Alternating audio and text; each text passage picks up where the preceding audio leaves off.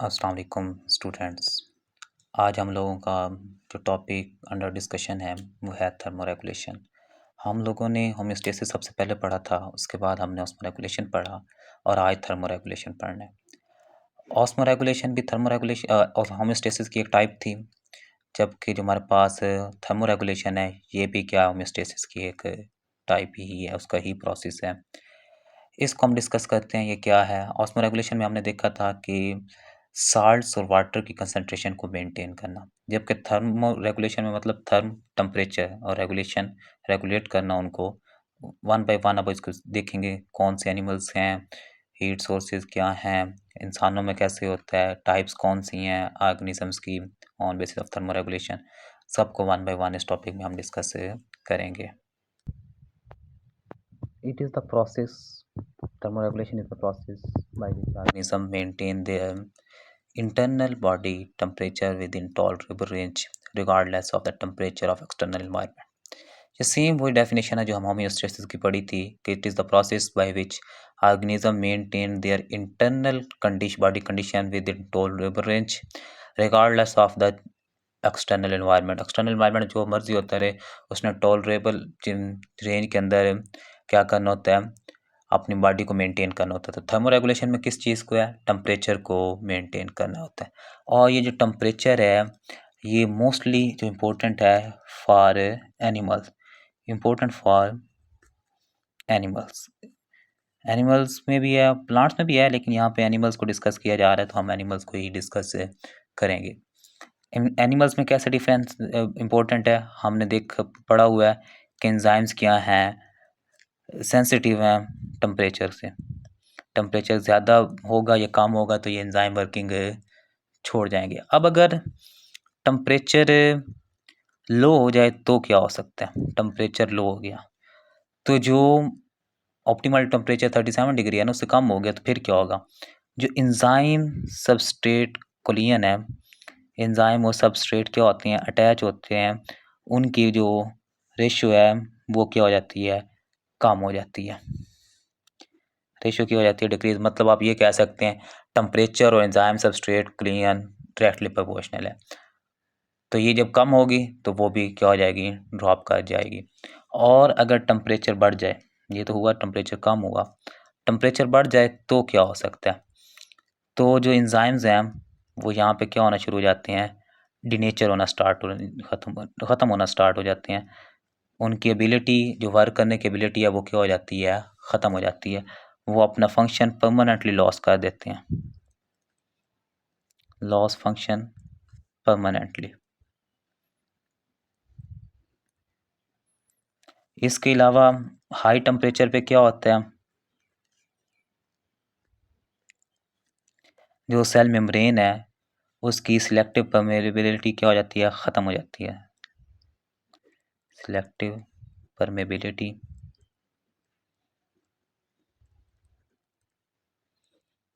Loss हो जाती है। जबकि अगर टेम्परेचर कम हो जाए, लो हो जाए, तो फिर जो मेम्ब्रेन है वो क्या हो जाती है, ब्रिटल हो जाती है। मतलब कि जब आपके पास घी है, फॉर एग्जांपल लिपिड घी है, तो सेल मेम्ब्रेन लिपिड से बनी है तो वो क्या हो जाता है, हार्ड होना स्टार्ट हो जाता है, रिजिड एंड ब्रिटल हो जाता है। तो आपकी मेम्ब्रेन क्या हो जाती है, रिजिड हो जाती है एंड ब्रिटल हो जाती है, दानेदार हो जाती है। तो ये हमारे पास थर्मोरेगुलेशन का क्या है, इंट्रोडक्शन है कि टेम्परेचर इम्पोर्टेंट है एनिमल्स के लिए, एंजाइम्स के इफेक्ट इसका क्या है, और मेम्ब्रेन पे इसका क्या इफेक्ट है।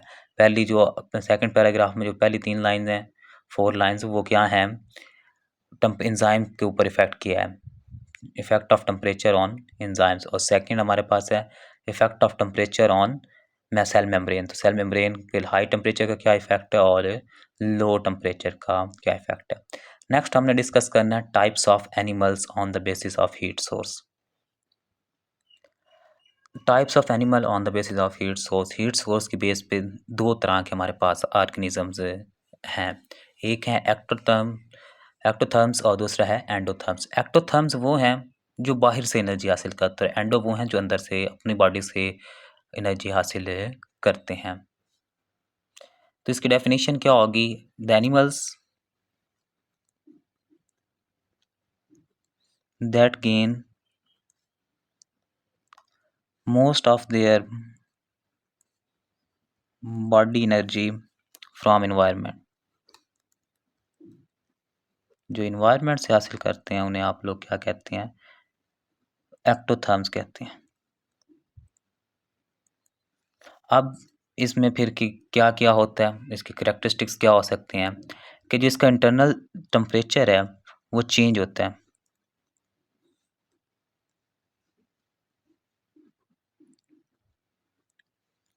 As external temperature.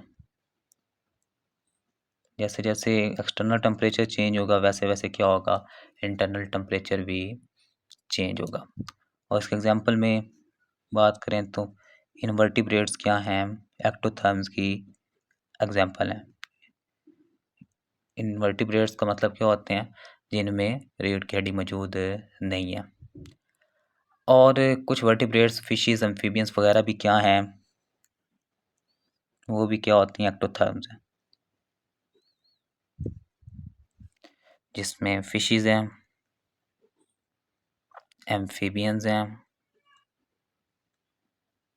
और रेप्टाइल्स वगैरह, ये सारे क्या हैं, एक्टोथर्म्स हैं। अब ये कैसे अपनी एनर्जी को मेंटेन करते हैं उसको डिस्कस करते हैं। अब जो ये इनवर्टिब्रेट्स हैं या एक्टोथर्म्स हैं, आप ये कह सकते हैं कि इनका जो मेटाबॉलिक रेट है वो बहुत क्या होता है, लो होता है, हैव लो मेटाबॉलिक रेट। अब इनका मेटाबॉलिक रेट लो है जिसकी वजह से ये क्या होते हैं, एनवायरनमेंट से ही इन्हें एनर्जी हासिल करनी पड़ती है। लो मेटाबॉलिक रेट की वजह से ये अपनी एनर्जी उस हद तक नहीं लेके जा सकते कि अपनी बॉडी के टेम्परेचर को राइज कर सकें। तो ये रिलाई करते हैं किस पे, रिलाई ऑन एनवायरनमेंट। इन्होंने वही एनर्जी हासिल करनी है जो कहाँ से आएगी जी, एनवायरनमेंट से मिलेगी। और इसके लिए वो क्या करते हैं, बिहेवियरल अडॉप्टेशंस लाते हैं अपने अंदर। एक्टोथर्म्स क्या करते हैं, बिहेवियरल अडॉप्टेशन यूज़ करते हैं। बिहेवियरल अडॉप्टेशंस हम लोग पढ़ चुके हैं। ऑस्मो रेगुलेशन के अंदर भी आप लोगों ने डिस्कस किया था कि बिहेवियर उनका कैसा होता है, कि वो रात को निकलते हैं और दिन को वो छुपे रहते हैं, वो बिहेवियर था।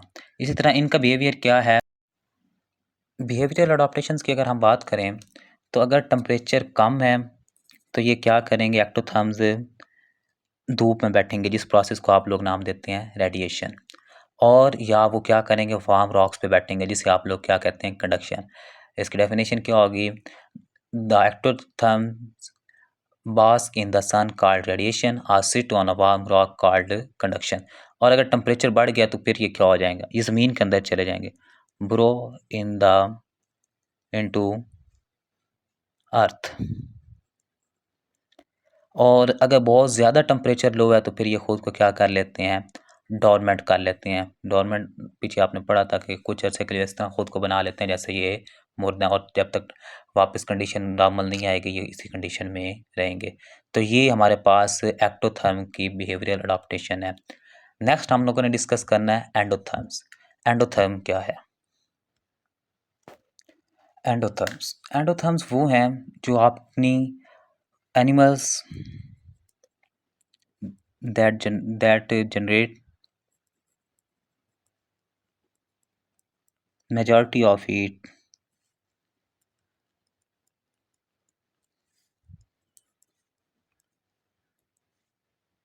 through internal metabolism। ये अपने इंटरनल मेटाबॉलिज्म से क्या करते हैं, एनर्जी, ज़्यादातर एनर्जी हासिल करते हैं, इसलिए हम इसे क्या कहते हैं कि ये क्या हैं, मेटा एंडोथर्म्स हैं। और ये मोस्टली क्या होते हैं, इनका जो बॉडी टेम्परेचर है वो क्या रहता है, कांस्टेंट रहता है, चेंज फ्लक्चुएट ज़्यादा नहीं करता, नैरो रेंज में फ्लक्चुएट करते हैं। और इसके एग्जांपल है बर्ड्स एंड मैमल्स, ये सारे क्या होते हैं जी, एंडोथर्म्स होते हैं। और अगर टेम्परेचर ज़्यादा है तो ये फिर क्या करते हैं, ये शाइवरिंग करते हैं। हम पीछे पड़ा हुआ कंट्रैक्शन ऑफ मसल, ये मसल क्या होते हैं, कंट्रैक्ट होते हैं, ये शाइवरिंग करते हैं, कपकपाते हैं, जिससे टेम्परेचर बढ़ता है। और दूसरा क्या करते हैं, burn adipose tissue, adipose tissue को क्या करते हैं, बर्न करते हैं, जिससे ये क्या करते हैं, हीट हासिल करते हैं। ये तब है जब टेम्परेचर बढ़ गया, और अगर टेम्परेचर कम है, ये तब हुआ जब टेम्परेचर क्या हो गया, कम हुआ, जब इन्हें ठंड लग रही है, तब ये शाइवरिंग करते हैं, अपने डिपोज टिश्यू को जला लेते हैं। और इसके अलावा ये क्या करते हैं, ये अपने बॉडी टेम्परेचर में वो अपने जो इनके हेयर्स होते हैं उनमें हीट स्टोर कर लेते हैं, हीट स्टोर इन या ट्रैप कर लेते हैं हेयर्स में। बॉडी पे हेयर्स होते हैं, फैदर्स हैं, या इनके जिस्म के ऊपर क्या होती है, चर्बी होती है, जिसके थ्रू ये क्या करते हैं, खुद को मेंटेन रखते हैं। एनिमल्स क्या हैं, वो जो खुद अपनी मेजॉरिटी एनर्जी खुद जनरेट करते हैं अपने इंटरनल मेटाबॉलिज्म से, उन्हें आप लोग क्या कहते हैं, एंडोथर्म्स। इनका बॉडी टेम्परेचर कांस्टेंट रहता है। इसके एग्जांपल बर्ड्स एंड मैमल्स हैं। टेम्परेचर कम हो जाए तो ये क्या करते हैं, शाइवरिंग करते हैं, ये एडिपोज टिश्यू को जलाते हैं। हीट स्टोर कर लेते हैं कहाँ पे, हेयर फेदर्स में, या फैट वगैरह के थ्रू खुद को हीट प्रोवाइड करते हैं। ये है हमारे पास एंडोथर्म्स। और ये दो जो टाइप्स थी, ये थी on the basis of heat source. आगे हमने टाइप्स ऑफ एनिमल पढ़ने on the basis of ability of thermoregulation. वो थर्मोरेगुलेशन कैसे करते हैं, उसकी एबिलिटी पे हमने डिस्कस करने, वो तकरीबन इसी पे ही है। एक्टोथर्म्स को पोकिलोथर्म्स कह देंगे, और एंडोथर्म्स को हम कह देंगे कि ये क्या है, होम्योथर्म्स हैं। नेक्स्ट हम अगर बात करें types of animals on the basis of ability of thermoregulation, thermoregulation की बेस पे इनकी कौन सी टाइप्स हैं, तो दो टाइप्स हैं, पोकिलोथर्म्स और होम्योथर्म्स। पोकिलोथर्म्स कौन से होते हैं, वो एनिमल्स जो अपनी नैरो रेंज के अंदर बॉडी टेम्परेचर को मेंटेन नहीं कर सकते, उन्हें आप लोग क्या कहते हैं, पोकिलोथर्म्स कहते हैं। और ये मेंटेन कैसे करते हैं, अकॉर्डिंग टू इन्वायरमेंट। ये अपना जो बॉडी टेम्परेचर वाइड रेंज में चेंज करते हैं, वो इन्वायरमेंट के टेम्परेचर के अकॉर्डिंग करते हैं। और जितने भी इन्वर्टिब्रेट्स हैं जिनमें रीढ़ की हड्डी मौजूद नहीं है, वो सारे के सारे क्या हैं, पोकिलोथर्म्स हैं। यही बात हम लोगों ने पीछे डिस्कस की है जब हमने एक्टोथर्म्स पढ़ा, तो वो भी इन्वर्टिब्रेट्स क्या थे, एक्टोथर्म्स। तो आप लोग कह सकते हैं एक्टोथर्म्स ही क्या हैं, पोकिलोथर्म्स हैं। तो इसकी दूसरी एग्जांपल क्या है, फिशेस, रेप्टाइल्स और एम्फीबियंस। तो आप लोग ये बात कह सकते हैं कि पोकिलोथर्म्स ही क्या हैं, एक्टोथर्म्स क्या हैं।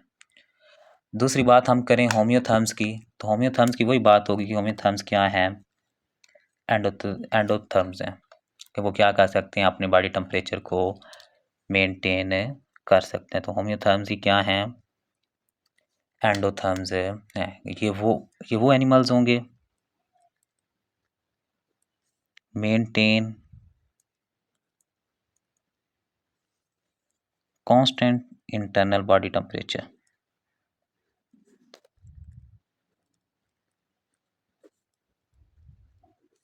Internal body temperature regardless of external environment temperature. Environment में जो मर्जी टेम्परेचर, इन्होंने अपना टेम्परेचर बॉडी के अकॉर्डिंग मेंटेन रखना होता है। तो इसे आप लोग क्या कहते हैं, होम्योथर्म्स कहते हैं। तो इनमें क्या होता है, ये अपना मेंटेन रखते कैसे हैं, इनमें थर्मोस्टेट होता है। थर्मोस्टेट क्या होता है, जैसे आप इस्त्री पे देखते हैं, थर्मोस्टेट अब टेम्परेचर बढ़ाने कम करने में हेल्प करता है, पता चलता है। तो थर्मोस्टेट भी हेल्प हाइपोथैलेमस में मौजूद होता है, जो क्या करता है, अपने टेम्परेचर को मेंटेन रखता है, जो हमें बताता है कि हमारी बॉडी अब कूल हो रही है या हॉट हो रही है, तो ये बताता है।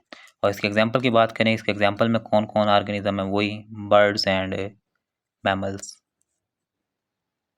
तो ये आप लोग एंडोथर्म में भी पढ़ चुके हो।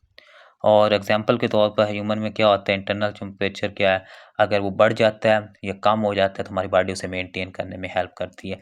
यही ह्यूमन के एग्जांपल को हम लोगों ने डिस्कस करना है कि how thermo regulation occur in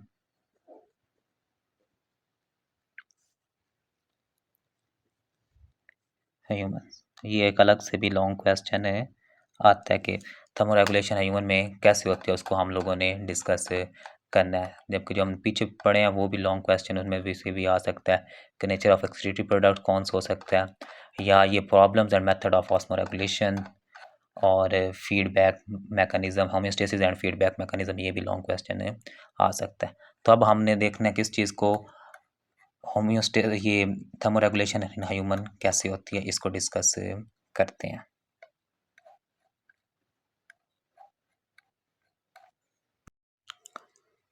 thermoregulation in humans, human में थर्मोरेगुलेशन कैसे होती है। तो सबसे पहले देखते हैं ह्यूमन है कौन सा ऑर्गेनिज्म। ये एंडोथर्म भी है, एंडोथर्मिक है, और दूसरी टाइप में कौन सा है जी, होम्योथर्म्स है। तो एंडोथर्मिक होम्योथर्म्स है, ठीक हो गया, ये इसकी टाइप्स पता चल गई हमें। अब ये अपना बॉडी टेम्परेचर रेगुलेट कैसे करता है, on the basis of negative feedback. Negative feedback mechanism के थ्रू ये क्या करता है, अपना टेम्परेचर रेगुलेट करता है। कैसे जी, प्रोसेस कैसे होगा, थर्मो रिसेप्टर्स क्या करेंगे, डिटेक्ट करेंगे जो कि बॉडी टेम्परेचर कम हुआ है या ज़्यादा हुआ है। और ये थर्मो रिसेप्टर्स होते कहाँ पे हैं, हाइपोथैलेमस में होते हैं। डिटेक्ट करेंगे और मैसेज सेंड करेंगे किसे, हाइपोथैलेमस को, और हाइपोथैलेमस रेस्पॉन्स करेगा और मैसेज सेंड करेगा इफेक्टर्स को, और इफेक्टर्स उसके अकॉर्डिंग क्या करेंगे, रेस्पॉन्स देंगे। अब वो रेस्पॉन्स क्या हो सकता है, अगर टेम्परेचर ज़्यादा हुआ है तो रेस्पॉन्स होगा कि पसीना आना है, और अगर टेम्परेचर कम हुआ था तो रेस्पॉन्स क्या होगा, शाइवरिंग होगा। तो अब इसमें हम इन दोनों रेस्पॉन्सेस को देख लेते हैं कि ओवर हीटिंग पे भी क्या रेस्पॉन्स होता है और कूलिंग पे क्या रेस्पॉन्स है। रेस्पॉन्सेस टू ओवर हीटिंग, क्या रिस्पॉन्स क्या होगा जब टेम्परेचर क्या हो गया, बढ़ गया, कितना बढ़ा है, अबाव 37 डिग्री सेंटीग्रेड टेम्परेचर बढ़ गया। ये कौन सी कंडीशन है, हाइपरथर्मिया। अब इसमें बॉडी क्या करती है, वेजोडाइलेशन अक्कर, आपकी जो ब्लड वेसल्स हैं वो डायलेट हो जाती हैं।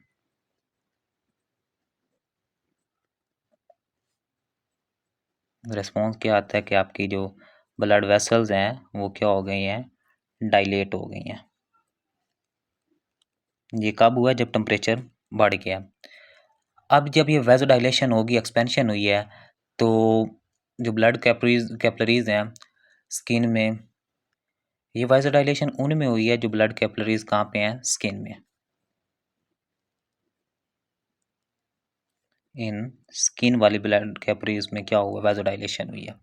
अब इस वेजोडाइलेशन से क्या हो जाएगा, ब्लड कैपलरीज डायलेट होंगी तो इनमें जो ब्लड का प्रेशर है वो बढ़ जाएगा। अब जब ब्लड प्रेशर बढ़ेगा, ये क्यों बढ़ता है, ताकि स्किन में हुआ है तो इजीली जो हीट है उसको लॉस किया जा सके, हीट लॉस हो सके। टेम्परेचर ज़्यादा है, जो ब्लड वेसल्स हैं, कैपिलरीज हैं स्किन में, उनमें वेजोडाइलेशन होती है। और वेजोडाइलेशन इसलिए होती है ताकि ब्लड प्रेशर बढ़े, ब्लड फ्लो साइड पे ज़्यादा हो और हीट लॉस, स्किन के थ्रू हीट लॉस किया जा सके।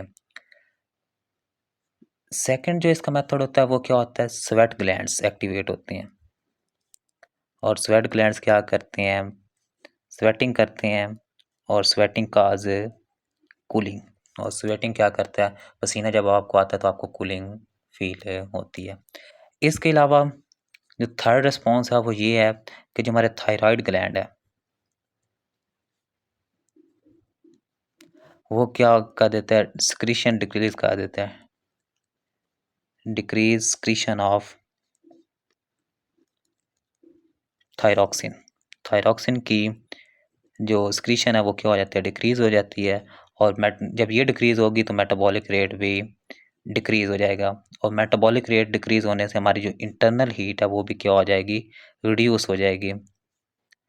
इस तरह बॉडी क्या करती है, अपना टेम्परेचर रेगुलेट करती है। टेम्परेचर बढ़ा, वैसोडाइलेशन हुई स्किन में, ब्लड प्रेशर बढ़ा, और ब्लड प्रेशर इसलिए बढ़ा ताकि स्किन के थ्रू हीट लॉस हो सके। स्वेटिंग हुई, स्वेट ग्लैंड एक्टिवेट हुए, स्वेटिंग हुई, थायराइड ग्लैंड एक्टिव हुए, उन्होंने डिक्रीज किया स्क्रीशन ऑफ थायरॉक्सिन को, जिससे मेटाबॉलिक रेट कम हुआ और इंटरनल हीट प्रोडक्शन भी कम हो गई। दूसरा हमारे पास रेस्पॉन्स है कूलिंग का। कूलिंग में क्या होता है, अब अगर बॉडी टेम्परेचर जो है वो फॉल कर जाता है बिलो 37 डिग्री, फिर हमारी बॉडी क्या वर्किंग करती है, उसको रेगुलेट करने के लिए क्या करती है। वहाँ पे वैसो डायलेशन हुई है, यहाँ पे क्या होगा, वैसो कंस्ट्रिक्शन होगी। स्किन में क्या हो जाती है, जो स्किन की ब्लड कैपिलरीज हैं उसमें वैसो कंस्ट्रिक्शन होती है। वैसो कंस्ट्रिक्शन का मतलब है वो क्या हो जाती हैं, सिकुड़ जाती हैं। और जब वो सिकुड़ेंगी तो जो ब्लड फ्लो है वो क्या हो जाएगा, कम हो जाएगा स्किन की तरफ, रिड्यूस ब्लड फ्लो। वहाँ पे ब्लड फ्लो बढ़ा था, यहाँ पे ब्लड फ्लो क्या हुआ है, कम हुआ है। और वहाँ पे ब्लड फ्लो इसलिए बढ़ा था ताकि हम हीट लॉस करवा सकें, और यहाँ पे इसलिए होता है ताकि जो हीट लॉस है उसे कम किया जा सके, रिड्यूस हीट लॉस। लॉस को रोकने के लिए हम उसे क्या करते हैं, वैसो कंस्ट्रक्शन करवाते हैं। एक तो ये हमारे पास मेथड होता है, अडॉप्टेशन है। सेकंड क्या होती है, हमारी बॉडी क्या करती है, शाइवरिंग करती है। शाइवरिंग क्या है, कंट्रैक्शन ऑफ मसल। हमारे मसल्स क्या करते हैं, कपकपाते हैं। स्पेस्मोडिक कंट्रैक्शन ऑफ स्केलेटल मसल, मतलब कि रेगुलर नहीं होती, इरेगुलर होती है, जिससे क्या होता है, हीट प्रोड्यूस होती है, और उससे हम अपनी बॉडी को क्या कर सकते हैं, हीट प्रोवाइड कर सकते हैं। और ये हमें टेम्परेचर बढ़ाने में हेल्प करती है, help in rising temperature. Temperature बढ़ाने में ये हेल्प करती है।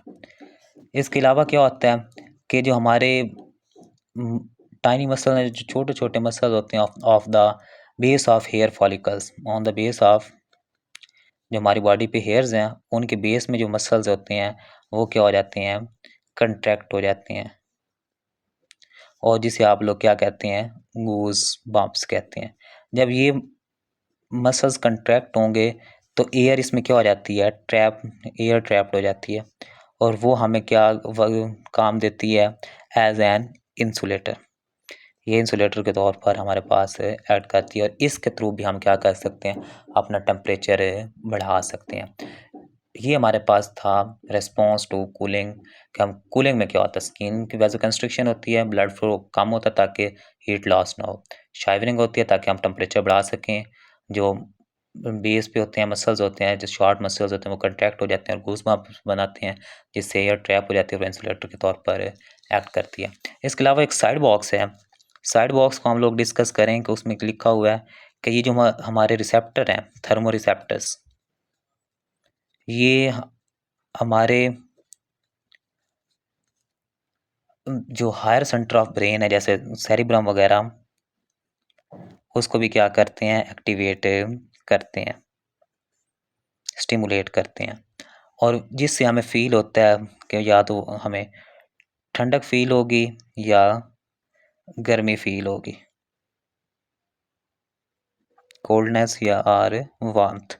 और जिससे हम लोग क्या करते हैं, या तो हम कहते हैं जी कि हम टेक अ बाथ, नहा लें,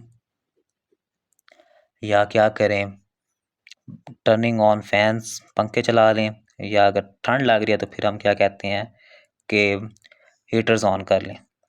ये हमारा एक साइड बॉक्स है कि अगर थर्मोरिसेप्टर्स क्या होते हैं, सिर्फ और सिर्फ ये तो उन्होंने मैकेनिज्म करना ही है, चाहे वो कूलिंग है या ओवर हीटिंग है, लेकिन उसके साथ वो हायर सेंटर ऑफ ब्रेन को भी स्टिमुलेट करते हैं कि वो गर्मी है या सर्दी है, और जिससे हमें क्या फील होता है कि हमने नहाना है, पंखा चलाना है या हीटर ऑन करने हैं। इस पूरे टॉपिक में आप लोगों को कोई क्वेश्चन हो, आप कमेंट सेक्शन में पूछ सकते हैं। वीडियो को लाइक और चैनल को सब्सक्राइब कर लें।